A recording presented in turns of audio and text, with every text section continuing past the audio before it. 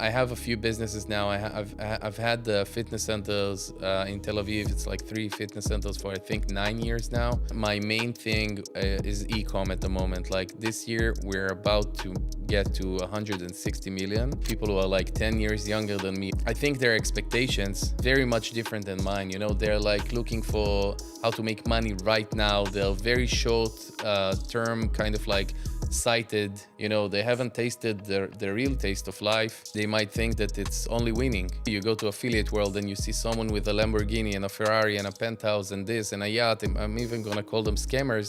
Do you ever think you're gonna sell your own course as a guru? That's a hard no. If I ever sell my course, know that I am in real hard trouble in terms of money. Oof. I really need money. I don't think a course can do that. You know, I think it has to be a one-on-one and it has to be kind of like a wake-up call. All right, I'm sitting here with the MT guru. I'm not going to pronounce his name because I'm afraid to butcher it.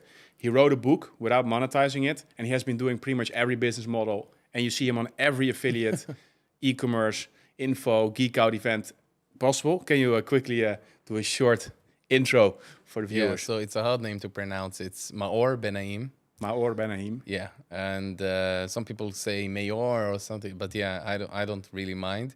I don't think I ever been introduced as the anti-guru. I would definitely say I'm anti-guru, but it's more of like authentic, like, you know, anything that's not completely authentic, I'm anti that, but I don't actively fight it. You know, it's not like I had like videos and stuff about, you know, gurus.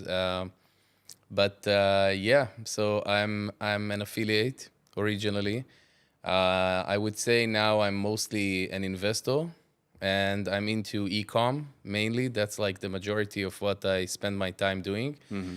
And yes, I've been in the industry for something like I think 17 years now. And I just love these events because, you know, it's like one of these things that you get into and you think, okay, I'm gonna make some money, or this is gonna help me with like the business part of my life. And then you find out it's a lot more than that, you know? It's like you find friendships and there is a whole thing to it. Yeah. So for me, it's something that I really built a life around, so. Yeah, you're traveling all of them. It's just for the viewers, it's Affiliate World in Budapest that just happened in the last 2 days. And why I called you the anti-guru, that's more my category that I have in my head for you. So this is not like a public title. And also your book is really like, it's really about like the truth, right? You're explaining like, hey, this can happen if you spend money on ads. Like it's more like there is a risk, right, guys? It's like if you believe there's no risk. That, yeah. So like the Instagram thing, you know, I'm 36 at the moment. I'm gonna turn 37 in a few months. I've been in the industry from when it really started, you know, so this whole, you know, new wave of like people who are like 10 years younger than me or even 15 years younger than me, I feel very old now. I just, I think their expectations of how business works, how life works, very much different than mine. You know, they're like looking for how to make money right now. They're very short term, kind of like sighted. They're not looking for anything that's long term, and that's completely fine as long as you don't step on anyone or you don't lie or you don't promise. And that is something that has been happening all over the place. You know, if you look at, for example, it's I think the first time I talk about this, but like the uprising tide in online gambling and not online, but gambling content makers on YouTube, which was something crazy, that it's crazy, you know, and these casinos found, you know, influencers. It's out of Twitch, it's out of these places. It's already on like main platforms like YouTube, and then they get money from the casino, or even if they spend their own money, they just show the winnings. So people who view that, you know, that are more naive, that are younger, that haven't been scammed or fooled, or, you know, they haven't tasted the real taste of life, they might think that it's only winning, you know? So, because that's all you see. You go to affiliate world and you see someone with a Lamborghini and a Ferrari and a penthouse and this and a yacht, and he travels the world and he has beautiful women and tables at, you know, restaurants and parties and stuff like that. And that's the angle that a lot of these, I'm even going to call them scammers, because they by definition scam people. Even if they don't actively take their money, they still, you know, show something that's very far from real life. So yeah, Yeah, that was the dark subject to get started. Now we're going to go into some more light stuff. So what the heck is Applebee? I have no clue what it is. Applovin. What? Applovin, not Applebee. Uploving? Yeah. Okay, let me rephrase that again. In the sorry, Apple oven. Yeah. So I will do it. Redo it Applebee again. is a restaurant, I think. Yeah. So the next question is, what is Apple Oven? I've just heard about it before this podcast Yeah. for the first time. What is it? What should we know about it? So Applovin is an in-app advertising platform that's, I think, the first one that actually utilizes the AI algorithm that they call Axon to the max. That means that they are doing whatever Facebook did to social media, but only for in-app advertising. So they have a lot of their apps, which is 80% of it is games. And as an advertiser, you can just, put ads that are video or static ads there and get, traffic that's high quality traffic. And the main, sauce, the engine is the algorithm that actually knows how to find the right people that are going to convert, buy, purchase, and find them. And it does it very effectively. So I found out about this company last year and I fell in love with it because we started we're like a Q4 product, the main product that I'm running at the moment. And we started, it was, I think, October, November, and it went so well compared to Facebook that it was amazing. It was very simple. I didn't really need to over optimize. Scaling was very easy. And I knew that they were about to report. So I bought a lot of their stocks because everyone was talking about it. And I made so much money from one stock. I was like, I couldn't believe it. What was the gain that you got in? I don't remember because I bought and sold for like 3 times. I think I bought originally for like 160 or something, 130, something like that. Yeah. And then it went up all the way to 510. That's crazy. And I bought a large amount. I really believed in it. So they reported the first day, I remember it went up 50%. The second day after, it went up like 25%. Yeah. Couldn't believe it. Never was invested so much in one stock. And then I had so much luck when it went up to like 510. I don't know why, but I sold it. I felt like it wasn't going to go above it. And then some short seller reports came in and it dropped dramatically to like 300 something. And then I bought again. So it's like the perfect timing. I've never had, it's like, like when you're running on like a roulette or blackjack or something and everything is like precise, everything runs very smooth. That's what happened with Applovin. Yeah. And That's then the perfect yesterday, fit. I don't know when this episode is going to come out, but yesterday they got into the S&P 500, which sick. is very, very big. And that was the end of my move. Like that's what I was waiting on. So very exciting for me. Nice. So let's go a little bit more nitty gritty. Like, if you compare to Facebook, what are the differences? Is it working for affiliate, info publishing, e-commerce, lead gen? What are you seeing there? No, okay. So in terms of the products that work there, everything that works on Facebook works there. In terms of the technology, it's much more like Performance Max on Google Ads. It's a black box. You cannot really target outside of like, states and stuff like that. It only works for US at the moment. Yeah. And it's very limited. It's kind of like more based on the creatives. You get lots of creatives there. And then you have something called end cards, which is what happens when the user clicks on the ad itself. There is kind of like a transition card that moves the user to the advertorial or quiz or whatever the start of the funnel is. Yeah. And outside of that, I don't think there is much... you can't really compare social media advertising like Facebook to Applovin. It's kind of like, it's different. It's very much different. At the end of the day, if you're playing a game, if you play a game on mobile, you usually notice that the ads are much longer. You have to wait, 30 seconds, 15 seconds. So in terms of how you look at creatives, it changes the whole aspect. Because Facebook, we're taught you have to hook the user very fast. You have 5 seconds. You have to make sure that the user scrolls the feed and doesn't, move to another video, to another piece of content. With Applovin, you have more time. So you have like the user has to watch the video. 15 to 30 seconds, or what are we at? Depends on the app, but and the placement. But yes, you have a lot more time. Got it. So that of course changes the whole game in terms of creatives. But are Facebook creatives still working? So that's how we do it, actually. We use Meta as like a testing platform for all of the other, even YouTube, So if something works for there, we get it on Applovin. And then we do some tests and iterations on stuff that just works on this platform. Like if we have like a special holiday, like, Labor Day, Halloween, something like that, then we test more stuff. But outside of that, we use whatever works on Meta for Applovin. Got it. Is there any niches that you would not recommend testing out Applovin? So this goes back to your original question about Applovin. So Applovin is much more exclusive. It's not like Facebook that you can go and open up an account at the moment. They're looking for the bigger companies. They want to make sure everything is clean, and they check very thoroughly. They check very deep. They want to know when the company was incorporated, how many Google reviews you have, if those reviews are authentic and stuff like that. So they check very deep, because it's not, that part is not automated at the moment. It's actually manual people that get in, and you can only get in by referral at the moment. So they would probably open up for self-serve. I don't know when. I'm guessing in the next 12 months, but who knows? And it doesn't really, they don't let affiliates in at the moment at all, and they don't do any lead gen. So it's only e-comm, only for brand owners at the moment. Only e-comm, no lead gen. Okay. No lead gen. But low ticket, would you still define as definitely. lead gen?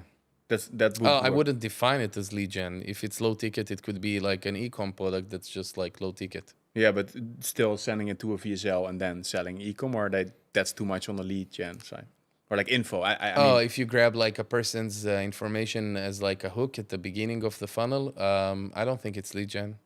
Got it. It's still e-comm, yeah. Got it. Okay.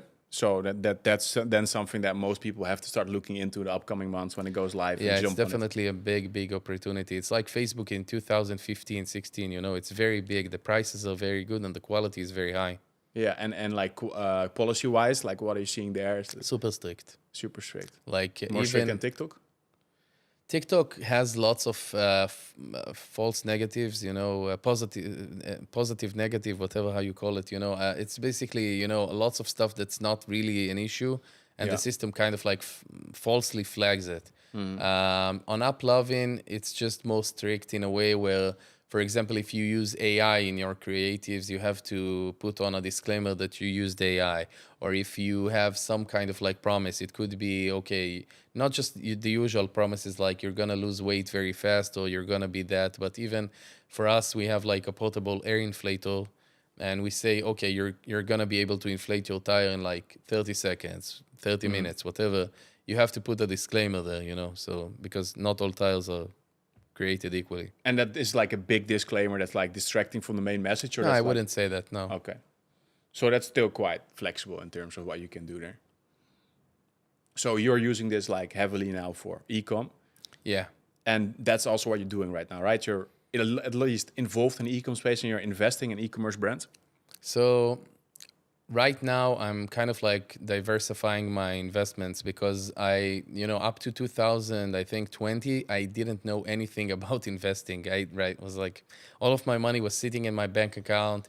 I was actually thinking that's how you make money. You work, you get, money in your bank. And then I started really getting interested in like opening other businesses and investing in like stock market, and stuff like that. And I started doing more of that. So I have a few businesses now. I've had the fitness centers in Tel Aviv. It's like 3 fitness centers for I think 9 years now, and has been doing very good compared to the fact that Israel has been at war and stuff, and things close and open up and stuff like that. So it's not very stable.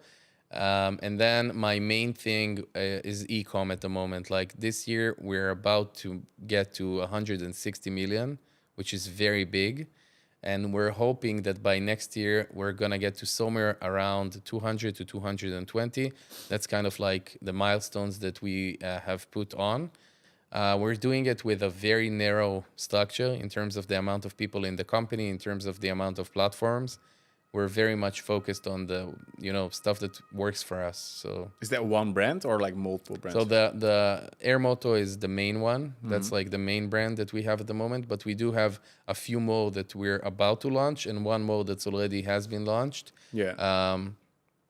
very, very much different than Air Moto. It's way different. I think the main issue we've had in terms of a company that needs to work for 12 months a year is the fact that Air Moto is mainly a Q4 product. It works from kind of like Q3 it starts. It also, we have been profitable throughout the year, but it's not as scalable as we want to. If you want to get to like the figures ad spend a day on that platform, it's not as easy. So that's the main reason we wanted to kind of like diversify. And outside of that, I have my affiliate business, and I have a small agency with like 6 clients that are very high scale and kind of like legacy clients that they've stuck with me for a very long time. And that's what I do. I became a dad, a father. Congratulations. 4 months ago, something like that. So I've been focusing on that. Yeah, that's something that I will have to explore later once. So going back to Air Moto, like what are you seeing there in the market? Like what are you using? What's the plan in terms of scaling this to what you just mentioned, to 250 next year by summer? Yeah, I don't think Air Moto alone would scale to that level, but the company altogether with the products. I think that Air Moto was kind of like the base of how we've set up the company, and we learned how to create, the right SOPs and kind of like what we're going to do with everything and the protocols. And now we have everything that we need, from sourcing to media buying, from the connections with the platforms to actually scale products. We have the capital, we have the knowledge, we have the people, and it takes a lot of time and also luck to build the right team. Yeah, like the talented people are hard to find. It's not just talented, talent has to do with knowledge. I think it has to do with I've been involved with companies that it was a nightmare. It felt like an episode of like Survivor. Everyone was dealing 60 to 80% of the times in like internal politics. Everyone was like thinking about themselves, trying to stab each other, trying to snitch on each other, stuff like that. And we don't have it. It's a very clean company. Everyone understands that if they say something that they want to fix, or they think something should be improved or something like that, it doesn't mean that they wanted to hurt the other person. It just means that all of the managers at the company look at the results that the team is getting, but not individually. Yeah, got it. Okay, that sounds interesting, but now we're going to segue into another funny story that I just got from the previous guest. And it turns out that you have used marketing to in the dating market, not to sell a dating product. The other guest told you that. Yes, but to sell yourself, not in the way that people might be thinking now. So let's dive in there if you don't mind. Yeah. Let's see. A few years ago, I ended some relationships, and you're much taller than me, but I've always, not just that I had the chip on my shoulder, but when you go on these dating apps, the first most important things to women nowadays is how tall you are. And if you're not tall, it's almost like being handicapped. It's very fucking hard. Crazy. Regardless of how funny you are, how interesting you are, how rich you are, stuff like that. That also matters, but it's kind of like the start of the funnel, You cannot bring anyone to a very, good or interesting date if you're not looking, up to their standards. And I was like, I don't remember, I was 33, 32, I don't even remember, but I decided, okay, I'm going to take this one seriously, and I'm going to meet someone. This is it, I'm going to stop my life.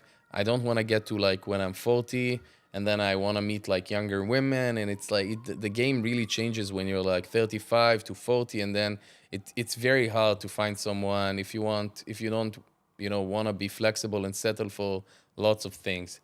So I decided I'm coming up with a plan, A to Z, everything that I need in order to meet someone. I understood that even if my conversion rate is low, I just need more impressions, right? Yeah. Quality impressions. Yeah. And I took on a very business approach. I had like a plan that was all the way from telling everyone that I'm actually looking for someone, all the way to going on like a reality TV show, everything. And I actually went on auditions and stuff. Cool. And then in between, I found out about there are like two big news websites in Israel, and I found out that there was like this weekly bachelor segment, like they put on bachelors there, and it's kind of like mostly roasting them. You know, it's like it's not really dating. But I told myself honestly, as a marketer, I don't care as long as it's gonna be like an advertorial with the text that I kind of like want, and it's gonna have like call to action. I would be able to drive traffic from wherever I want, and no one does it. But and it's gonna be super legit because it's gonna be the domain that everyone knows. It's gonna be like nothing, just like on Facebook, like a weird website or Yeah. something like that. So I went on. I did a professional photo shoot. I wrote like an advertorial.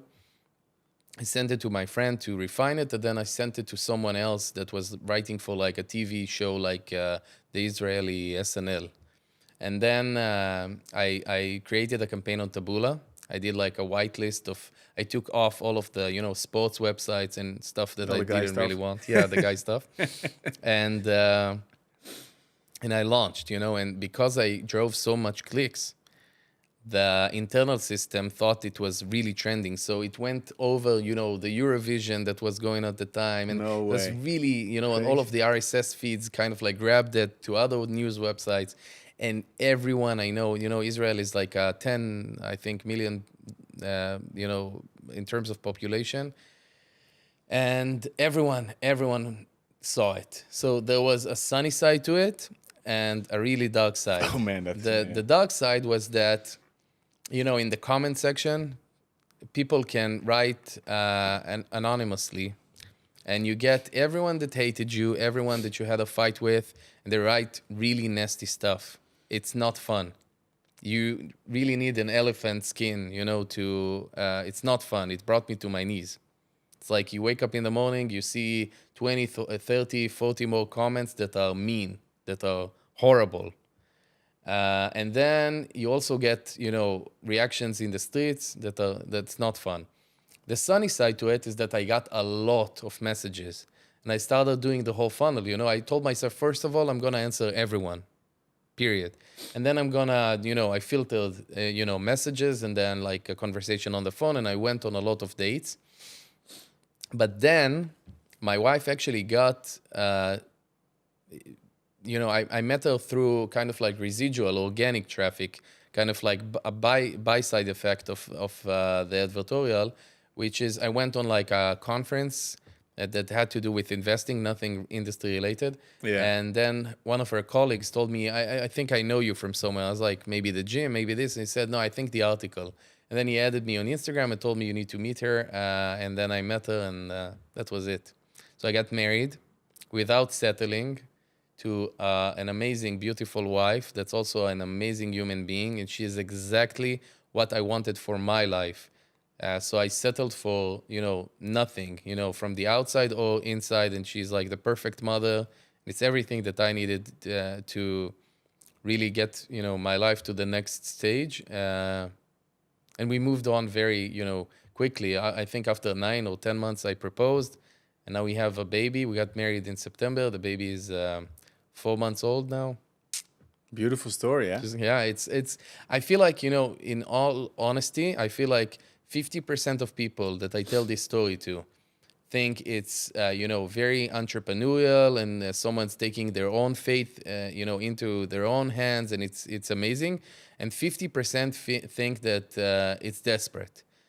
And I think the truth is that it's both. Because in all honesty, you don't do that if you're swimming in a sea of women and options. Yeah. You know what I mean? Yeah. So it's like both, it's both. Most people would sit around, become very bitter at life, and women maybe, and just give up, and Yeah. it hasn't been easy, and I cannot even recommend to everyone to do it. Yeah. Because it's, and there's also like, I don't know if people talk about it as much because I'm not like watching these YouTubes about these kinds of topics, but there's also kind of like inflation that happens. Going back to the beginning of the conversation where I told you that people that are 10, 15 years younger than us, or me, just they're looking for like the quick buck and quick money businesses and stuff. And it's the same with like men and women nowadays. Like there is inflation. And actually, Tinder, I think they're being sued for whatever happened, like the way that the algorithm actually works, because it works in a way where like the top 10% of men get a lot of women. They're like swimming in an endless sea of women. And you have like 90% that are like, completely in the dark. Yeah.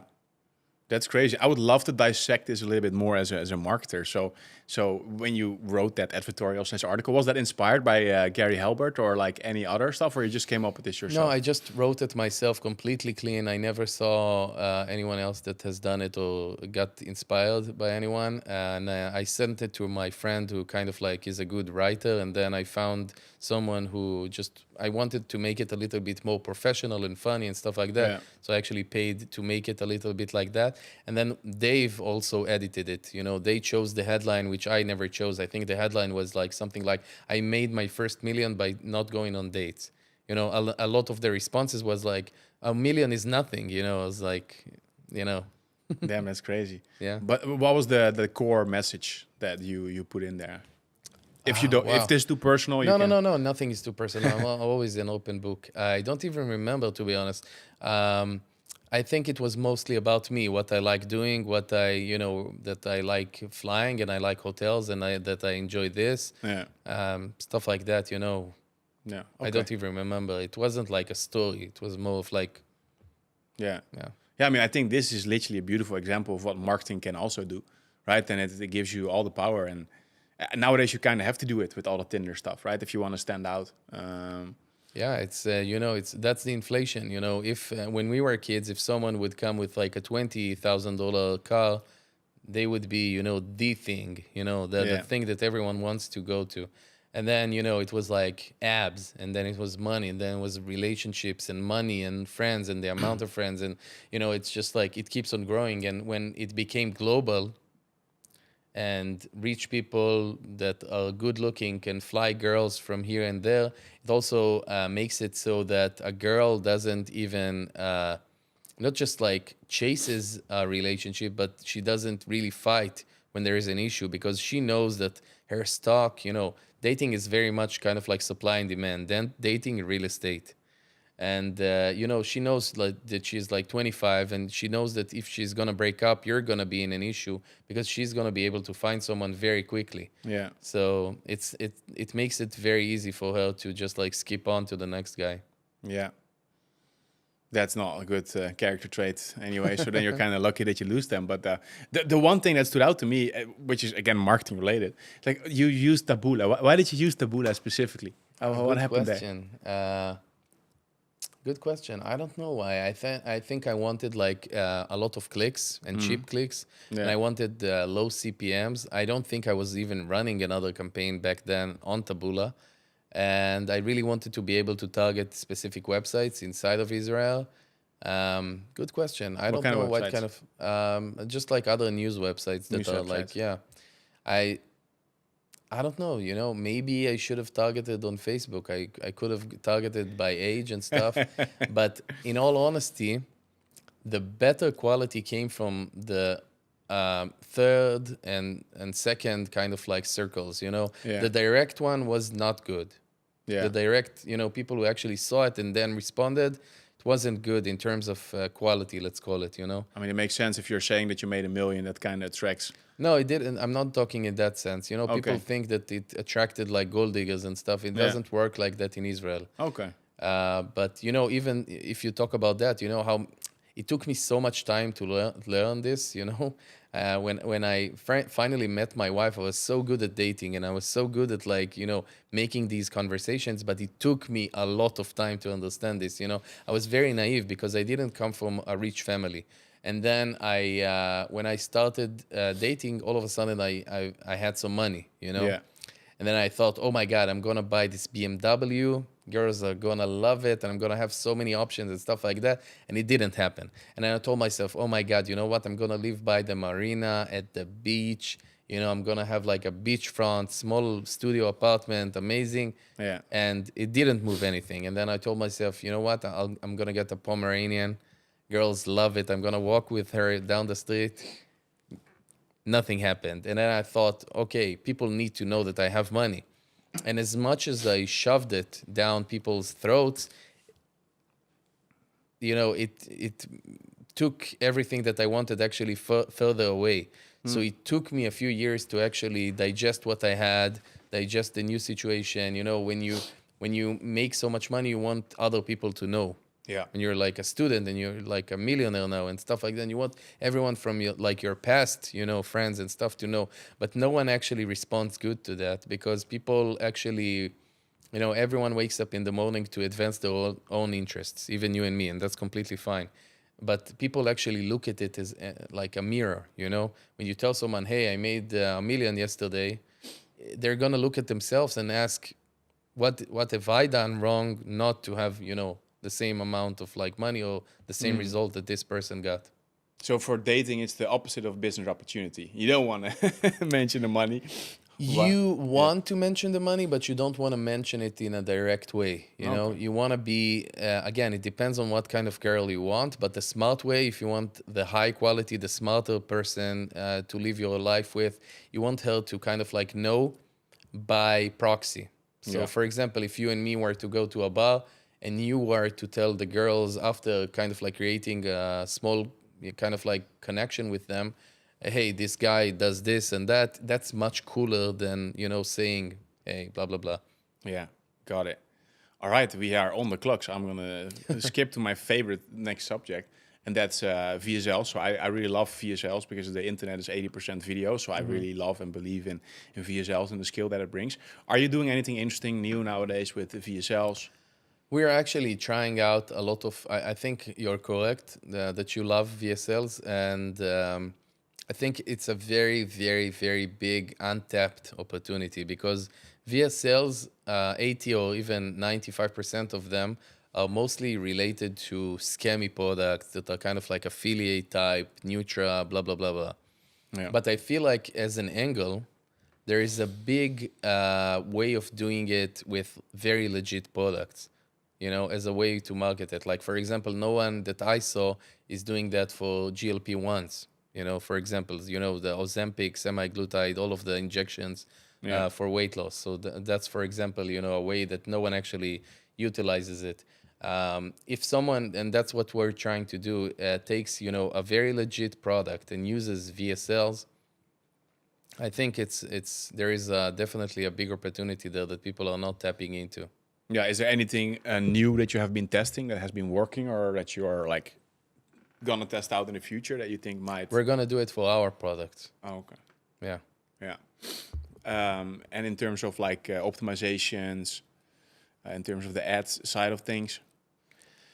So the way that we optimize is we look at the whole funnel. We look at how many people clicked from the ad to the landing page, from the landing page to the offer page or checkout page, and then how many people do that. And we're looking at the base metrics, but also at the heat maps. And then we recognize one area that we want to work on, and we start really correcting it. We start working on either the advertorial, the checkout page, the upsells, whatever.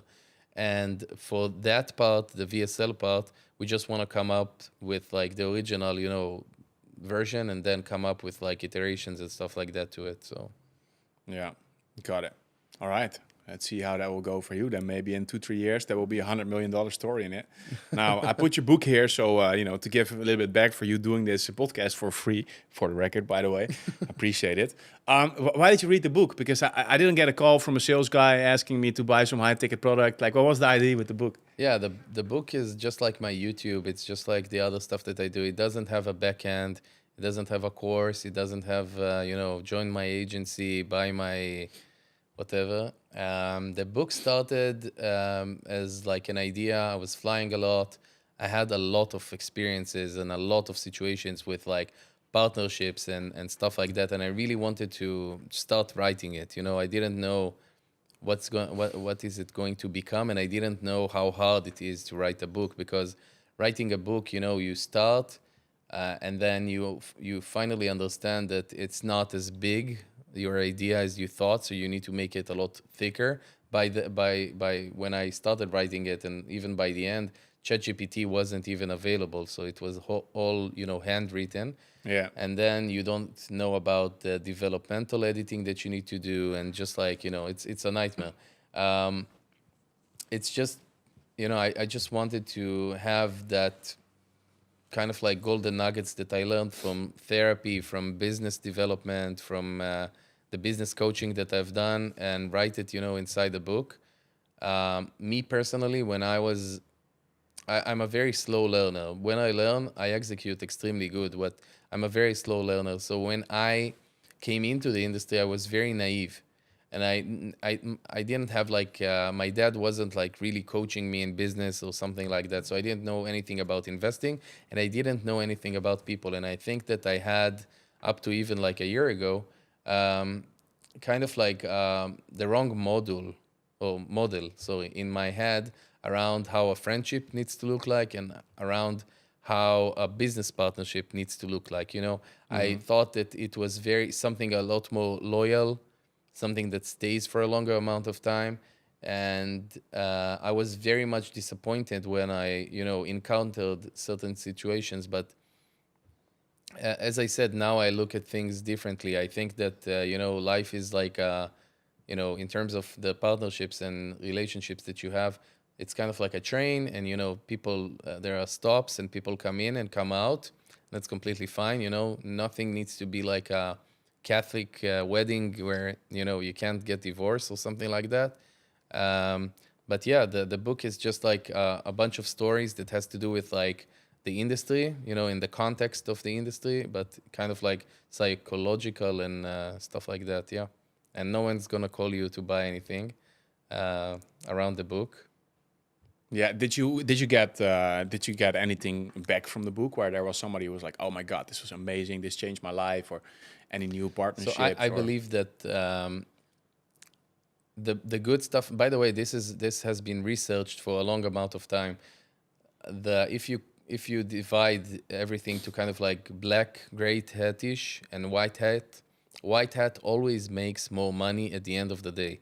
That means that every shortcut you make, every person you step on, everything that you want to do and make money now, buy my course now, you would usually make a lot less money than what you make on a longer amount of time. So the book, my talks that I've been making and doing, my YouTube videos, and how hard it is to get someone to come to a podcast, or like go on like a camera, think of like a good smart idea, and then you create a thumbnail and you edit the video and you put it online. And because the type of channel is not something that's entertainment, sorry, it's more of like an educational thing, you get 10 subscribers a month, yeah. 30 subscribers a month, and it's like death. It's very hard to maintain that momentum and motivation to keep creating content. But I decided to keep doing it, and it's very hard for me to even go, on affiliate world. You have a lot of stress. You come up with like a subject or like a presentation, and you make it, and you go on stage, and then you have to answer people, and it's very tiring, and there is a bunch of side events and stuff. So I've done it in order to kind of like build my persona. A lot of people know the wolf Maor from conferences, and it's a very different than the person that I am, I think. But it wasn't made to create any direct thing. It does help me after a few years. People look at me now and they say, "Oh my God, he has this or he has that," but they don't know how hard it was to pay for flights, to fly by myself to Las Vegas from Israel, to lots of places, just to get like a talk, just to talk. Yeah.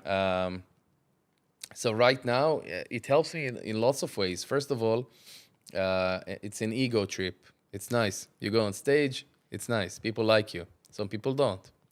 And the second thing is that it helps you land very big opportunities and deals. The opportunities that come to you are much bigger, much more interesting than any lead that you can bring to your agency or whatever. The Yeah. third thing is when you get into like a negotiation spot, you come in from a very much stronger position, which is Yeah. also nice. And then it helps you with like the whole 360, when you're inside the company, when you need to manage people, when you need to recruit people, people want to work with you more. um, it helps in very different ways, but all of them are like more of like organic byproduct of the stuff. Got it. Yeah, that's what you would hope being an author would achieve. But for you, that has happened actually. Yeah, it definitely has happened. You have to be consistent. Lots of people are kind of like the shiny object syndrome. They think of doing a book, they start writing it, they don't go all the way, or they go on one affiliate world talk or one talk at this event. You have to keep fighting on, basically keep on going with whatever you're doing and stay consistent. Yeah, And it's very hard. most podcasts quit after 3 to 5 episodes or something. Yeah. And I get it what you said about the YouTube stuff. I feel the same. Like I have these guests on, like nobody knows them, and it's like you get 50 to 100 views, and like, oh my god, I hope people still want to come on. But the quality of the views is good most of the time. Yeah. That's a different story. So you had to fight to get your speaking gigs, or you kind of. How it's did you not, get into that? Yeah, so like I think James Van Elswyk brought me into Geek Out the first time, and then he introduced me to Affiliate World, and I did my first 2 talks at the same trip. It was Barcelona, I think 2017, 2018, something like that. And then I got very good feedback, and it took me a lot of time to dial in presentations, understand what people actually want to hear, how to write presentations, how fast you want to do them. And Yeah, now you're here. Speaking at all the affiliate worlds. Now we have a time constraint here, so I'm gonna start with a simple, hopefully entertaining question to end the podcast. Do you ever think you're gonna sell your own course as a guru? That's a hard no. If I ever sell my course, know that it's either a very fucking crazy, I really, there is nothing that's even similar to it in terms of even the subject, or that I am in real hard trouble in terms of money. Oof. I really need money, stuff like that. Because honestly, the point that I'm at the moment, the only thing that really drives me at the moment is helping people. If someone comes for like a coaching session and stuff like that, and I really, lets me dig into their lives and really is being transparent with me, and really is coming in a very much coachable kind of like spot that allows me to change them. That's like the biggest thing for me. Like it's not, I don't think a course can do that. I think it has to be a one-on-one, and it has to be a kind of like a wake-up call. Yeah, generic advice never You want to works. hear something I never told that. So remember the advertorial where I met my wife. I got a weird message. One of the messages was, something happened to me. So right now I live in Tel Aviv, and back then when I was a kid, I lived in Jerusalem. And she texted me this person. She said, "Listen, I'm not in it for like the romantic part, but I had a situation with someone who looks very much like you, and he was like a 13-year-old kid, and I was working as a dentist assistant, and I'm not sure it's you. Have you ever done like how do you call it when you align your teeth? How do you call Braces? it? Braces. Yeah. Have you ever done braces in Jerusalem? I was like, yeah. And she goes, you remember the name of the doctor? So I called my mom, and she told me the name of the doctor that did the braces, and she said, I can't believe it's you. And I told her, okay, tell me, what's the story? And she goes and tells me, you came with your mom. The doctor left the room. I was there, preparing the stuff, washing it, whatever. And you started asking me how long have I been working with at this, place and stuff. And you started motivating me into finding something else. She said that I told her, okay, you've been working here for a few years now. What about, what's the plan? What are you going to do? And stuff like that. And she said that my mom, I don't remember any of it, that my mom was very embarrassed, and it completely, she fired, she quit her job something like a month after or something.